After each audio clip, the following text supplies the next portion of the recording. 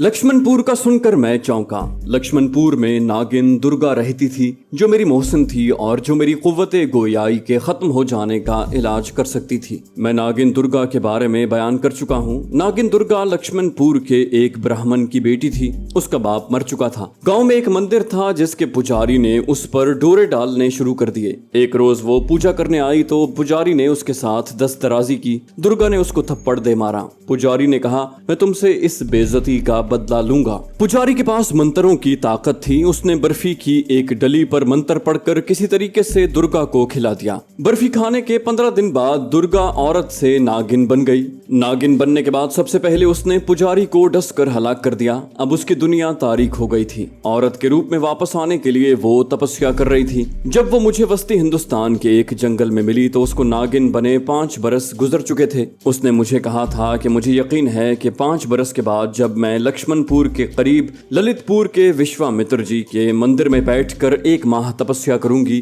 तो दोबारा अपनी औरत की शक्ल में वापस आ जाऊंगी। तुम कभी लक्ष्मणपुर आओ तो ललितपुर विश्वामित्र जी के मंदिर में मुझसे जरूर मिलना। मैं वहीं तुम्हें मिलूंगी। मुझे यकीन था कि लक्ष्मणपुर की नागिन दुर्गा ही मेरे इस बीमारी का इलाज कर सकेगी। वो खुद नागिन बनने के अजाब से गुजर चुकी है और अब तक जरूर औरत के रूप में वापस आ चुकी होगी। उसने मुझे सांप के रूप में ही देखा हुआ था और मुझे जरूर पहचान लेगी। पहचान न सकी तो मेरी बू उसे जरूर बता देगी कि मैं वही करमदाद हूँ जो कभी उसे जंगल के मंदिर में मिला था। मैं पुजारन से पूछना चाहता था कि ये लक्ष्मणपुर वही है जिसके बारे में नागिन दुर्गा ने मुझे बताया था या कोई और है, मगर मैं उससे पूछ नहीं सकता था। लेकिन अब मैंने पुजारन के साथ ही जाने का फैसला कर लिया था। इस तरह से कम मैं बनारस से तो निकल जाऊंगा। पुजारन इसलिए वहां से निकल जाना चाहती थी कि उसकी कुटिया में 2 आदमियों की लाशें पड़ी थी। सुबह होते ही सबको मालूम हो जाएगा और पुलिस उसे पकड़ कर ले जाएगी। पुजारन ने मुझे अपनी साड़ी के अंदर छुपाया। एक गठरी में अपने पुराने कपड़े डाले, गठरी बगल में दबाई और कुटिया से निकल कर दरिया के बहाव की समत रात के अंधेरे में तेज तेज चल पड़ी। वो कुछ दूर तक दरिया के साथ साथ चलती गई। फिर एक जगह दरिया से अलग होकर दरख्तों के दरमियान से गुजरती एक सड़क पर आ गई। आगे कोई बस्ती थी। बस्ती की रोशनियां दूर ही से नजर आ रही थीं। पुजारन वहां से भी एक तरफ हो गई और बस्ती से दूर हटकर आगे निकल गई। बस्ती से कुछ फासले पर एक छोटा सा रेलवे स्टेशन था। ये बनारस से दिल्ली की जानिब जाते हुए पहला स्टेशन था। मैं समझ गया कि पुजारन बनारस के रेलवे स्टेशन से गाड़ी में सवार होना नहीं चाहती। उसने स्टेशन पर आकर किसी जगह का टिकट लिया और प्लेटफॉर्म पर आकर बैठ गई। उसने जिस जगह का टिकट खरीदा था उसका नाम मैं अच्छी तरह से न सुन सका। आधे घंटे बाद बनारस की तरफ से एक ट्रेन आ गई। पुजारन गठरी बगल में दबाए ट्रेन में सवार हो गई। ट्रेन चल पड़ी। वो औरतों के डिब्बे में बैठी थी जो औरतों से भरा हुआ था। अक्सर औरतें बेसुध होकर सो रही थीं। पुजारन ने सर नीचे करके मुझे आहिस्ता से कहा, महाराज हम जल्द लक्ष्मणपुर पहुंच जाएंगे। ट्रेन बाकी सारी रात चलती रही और स्टेशनों पर खड़ी भी होती रही। अभी दिन का उजाला फैलने लगा था कि एक स्टेशन पर पुजारन गाड़ी से उतर गई। छोटा सा स्टेशन था।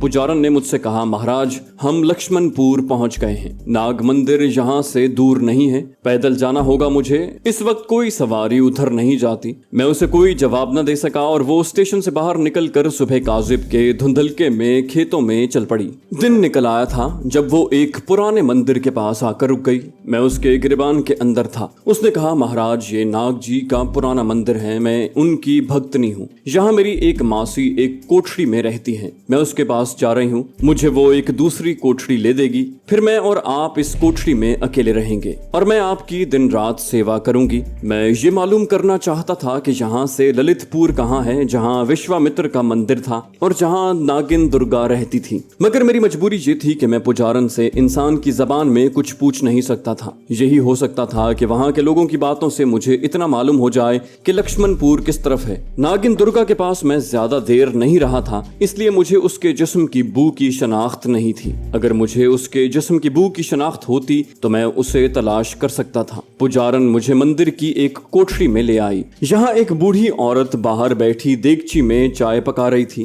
वो उठकर पुजारन के गले लगकर मिली। दोनों औरतें रोने लगीं। ये पुजारन की मासी थी। दोनों दोनों बातें करने लगी।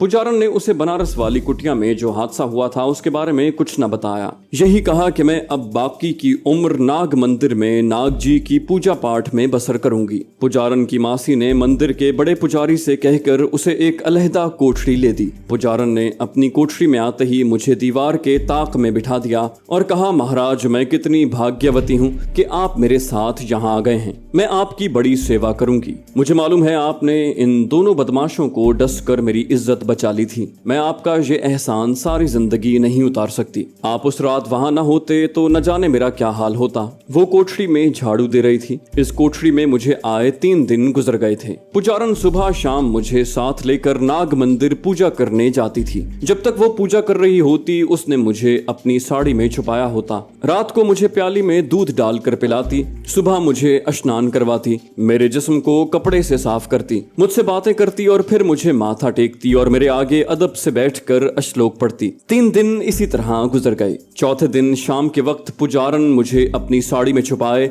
नाग मंदिर पूजा करने आई तो वहां एक औरत मिली जो लक्ष्मणपुर से आई थी। उसकी जबानी मुझे मालूम हुआ कि मंदिर के पास ही एक जगह से बैलगाड़ी लक्ष्मणपुर को जाती है जो वहां से 3-4 कोस के फासले पर ही है। मुझे यही मालूमात हासिल करने की जरूरत थी। रात गुजारने के बाद दिन का उजाला अभी पूरी तरह से नहीं फैला था कि मैं पुजारन की कोठरी से रेंगता हुआ निकला और नाग मंदिर की तरफ चल पड़ा। मुझे ये इल्म हो चुका था कि लक्ष्मणपुर को बैलगाड़ियां सुबह सुबह भी चलती हैं। नाग मंदिर के अकब में कुछ फासले पर एक लालटेन जल रही थी। वहां 2-3 बैलगाड़ियां भी खड़ी थी। मैं आहिस्ता आहिस्ता रेंगता वहां पहुंच गया। एक बैलगाड़ी पर औरतें और बच्चे सवार थे। गाड़ीबान गद्दी पर बैठा नारियल पी रहा था। उसने आवाज लगाई तो मालूम ये हुआ कि बैलगाड़ी लक्ष्मणपुर ही जा रही है। अभी रात का अंधेरा बाकी था। मैं अंधेरे में दूसरी तरफ से आकर बैलगाड़ी के नीचे छुप कर बैठ गया। सूरज तुलू हो रहा था कि बैलगाड़ी लक्ष्मणपुर की तरफ चल पड़ी। 2-3 कोस का फासला कोई ज्यादा फासला नहीं होता। अगरचे बैलगाड़ी की रफ्तार सुस्त थी लेकिन लक्ष्मणपुर पहुंचते ज्यादा देर न लगी। सूरज मशरकी उफक पर थोड़ा ऊपर ही आया हुआ था कि बैलगाड़ी लक्ष्मणपुर पहुंच गई। दिन की रोशनी में मुझे सब कुछ साफ दिखाई दे रहा था।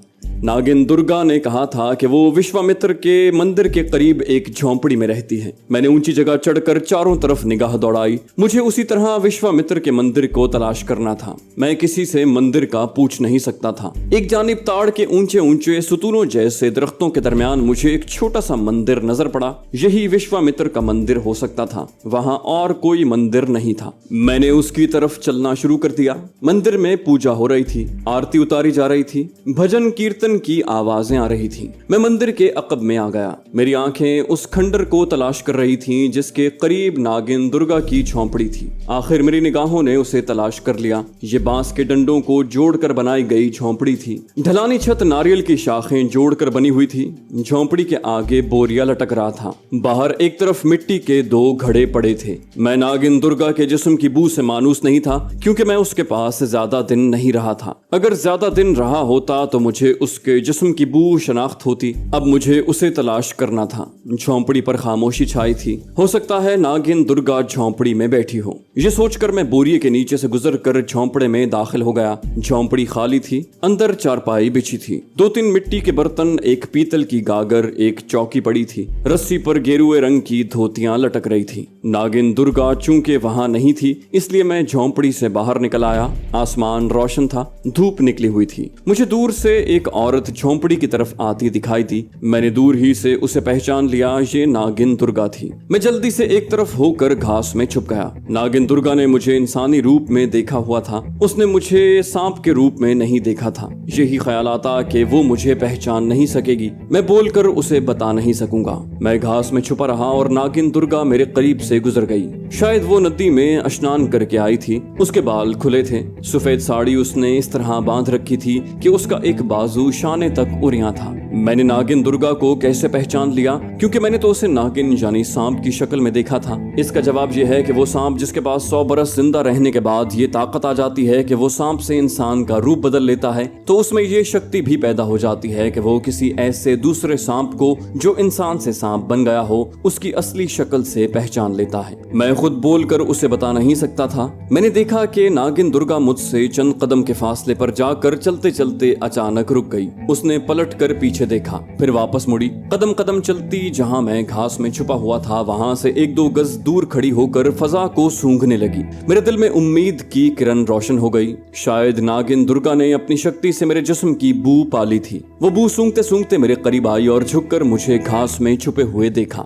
करमदाद, ये तुम हो? मैंने घास में से गर्दन ऊपर उठाई और आहिस्ता आहिस्ता आगे पीछे सर हिलाने लगा, जैसे उसे कह रहा हूँ कि हाँ, मैं ही करमदाद हूँ। नागिन दुर्गा मुझे गौर से तक रही थी। कहने लगी, करमदाद, तुम बोल नहीं सकते। मैंने नफी में सर हिलाया तो नागिन दुर्गा ने मुझे झुक कर उठा लिया और मुझे अपने मुंह के करीब ले जाकर एक बार फिर सूंघा। हाँ, तुम करमदाद ही हो। मुझे तुम्हारी खुशबू आ रही है जो मैंने नागिन के रूप में सूंघी थी। मैंने एक बार फिर इस बात में सर हिलाया तो नागिन दुर्गा मुस्कुराई। उसने मेरा मुंह चूम लिया और बोली, तुम्हें इशारा करने की जरूरत नहीं है, मैं समझ गई हूँ कि तुम करमदाद हो। तुम इसलिए नहीं बोल सकते कि तुम पर किसी नाग मुनि का मंत्र फूंका हुआ है। फिक्र न करो, मैं तुम पर किया हुआ जादू उतार दूंगी। आखिर मैं भी 5 साल तक नागिन बनी रही हूँ। मुझे खुशी है कि तुम मेरे पास आ गए हो। ये बताओ कि तुम्हें सफर में कोई तकलीफ तो नहीं हुई? जरूर हुई होगी, मगर तुमने कमाल कर दिया कि सांप होकर इतनी दूर आ गए। आओ मेरे साथ झोंपड़ी में, मैं तुम्हें दूध पिलाती हूँ। वो मुझे झोंपड़ी में ले आई। पीतल की गड़वी में से उसने दूध निकाल कर मिट्टी की प्याली में डाला और मेरे आगे रख दिया।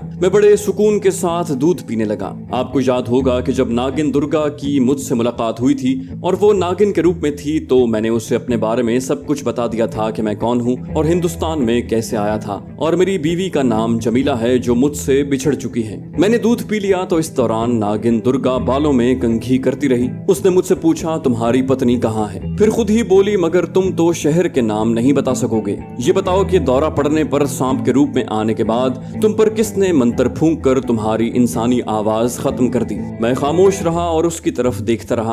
वो मुस्कुरा कर बोली, मैं फिर भूल गई थी कि तुम नहीं बोल सकते। खैर कोई बात नहीं, मैं तुम्हारा जादू उतारने की कोशिश करूंगी। एक जगह मुझे मालूम है जहां तुम पर किया गया जादू उतर सकता है। बस मुझे थोड़ा सा चिल्ला करना पड़ेगा। तुम्हारी खातिर मैं सब कुछ करने को तैयार हूँ। उसने एक खास अंदाज से मुस्कुरा कर मेरी तरफ देखा और मुझे उठाकर मेरा मुंह चूम लिया। ये पहली औरत मैंने देखी थी जो मेरा सांप वाला मुंह चूम रही थी। उसकी ये गर्मजोशी मेरी समझ में ना आई। आगे चलकर मुझे सब कुछ मालूम हो गया कि नागिन दुर्गा मुझसे मोहब्बत करने लगी थी, लेकिन उस वक्त तक उसने अपनी जबान से मोहब्बत का इजहार न किया। नागिन दुर्गा ने मुझे चौकी पर बिठा दिया और गेंदे के फूल जो वो नदी पर से लाई थी उन्हें थाली में सजाया और थाली मेरे आगे रखकर हाथ जोड़कर मुझे प्रणाम किया और बोली, करमदाद, यहाँ से कुछ दूर जंगल में माता कंती का मरघट है। इस मरघट में माता कंती की समाधि है। मुझे 7 रातें वहां तुम्हें साथ लेकर चिल्ला करना होगा।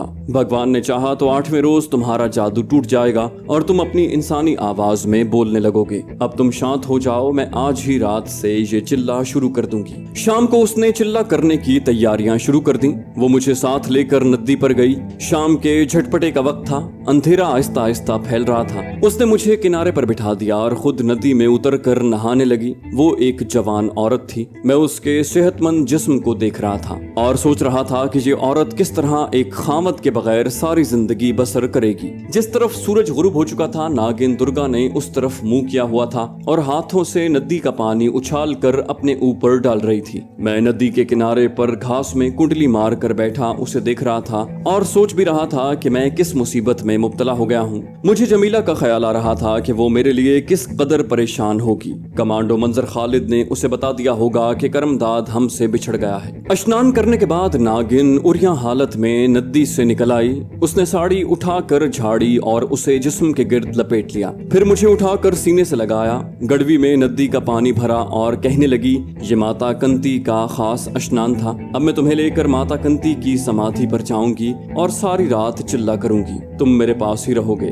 तुमसे अलग होकर मैं ये चिल्ला नहीं कर सकती। तुम चलोगे ना मेरे साथ करमदाद? वो इस तरह मुझसे पूछ रही थी जैसे मैं इंसानी शक्ल में उसके पास मौजूद हूँ। मैं बोल नहीं सकता था। अगर बोल सकता तो उसे एक ही बात कहता कि अपने भगवान के लिए मुझे किसी तरह भोपाल मेरी बीवी के पास पहुँचा दो, मगर मैं ये बात अपनी जबान से अदा नहीं कर सकता था। मेरी कुव्वते गोयाई सलब हो चुकी थी। आधी रात तक नागिन दुर्गा मुझे झोंपड़ी में अपने सामने चौकी पर बिठाकर अजीबो गरीब जबान में श्लोक पढ़ती रही। जब काफी रात गुजर गई और उसने मुझे उठाकर अपनी गर्दन में डाला और बोली, करमदाद, अब तुम मेरे साथ माता कंती के समाध पर चलोगे। उसने पानी की गड़वी अपने साथ ले ली थी। झोंपड़ी से निकलकर वो नशेब में उतर गई। आगे जंगल शुरू हो जाता था।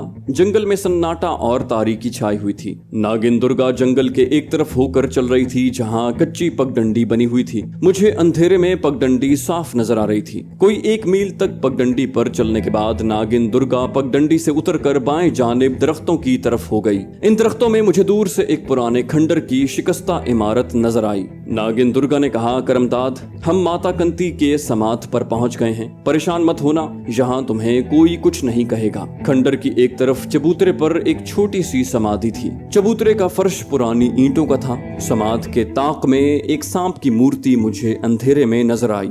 नागिन दुर्गा इस मूर्ति के आगे बैठ गई। मुझे उसने अपने करीब ही बिठा दिया। कहने लगी, ये माता कंती की भक्तनी नागिन मूर्ति है। जब मैं 7 रातें चिल्ला पूरा कर लूंगी तो इस नागिन की मूर्ति के मुंह से फुनकार की आवाज आएगी। उसके साथ ही तुम्हारा जादू टूट जाएगा और तुम्हारे बोलने की शक्ति वापस आ जाएगी। अब मैं चिल्ला शुरू करती हूँ। उसने हाथ बांध लिए और आगे पीछे हिलते हुए श्लोक पढ़ने लगी। जाहिर है मैं सिवाय बोर होने के और कुछ नहीं कर सकता था। मैं वहां से जा भी नहीं सकता था क्योंकि नागिन दुर्गा सिर्फ मेरे लिए ये चिल्ला कर रही थी और मेरा वहां मौजूद होना बकौल उसके जरूरी था। वो हर 5-7 मिनट के बाद श्लोक पढ़ते पढ़ते मुझ पर फूंक मारती। मेरे लिए ये सब बेकार की बातें थी, लेकिन दिल में ये ख्याल जरूर आता कि मुझ पर जो सिफली जादू हुआ है उसका तोड़ नागिन दुर्गा का सिफली चिल्ला ही हो सकता है। बाकी की आधी रात नागिन दुर्गा श्लोक पढ़ पढ़ कर मुझ पर फूंकती रही। जब पौ फटने लगी तो वो मुझे लेकर वापस झोंपड़ी में आ गई और अपने साथ लगाकर सो गई।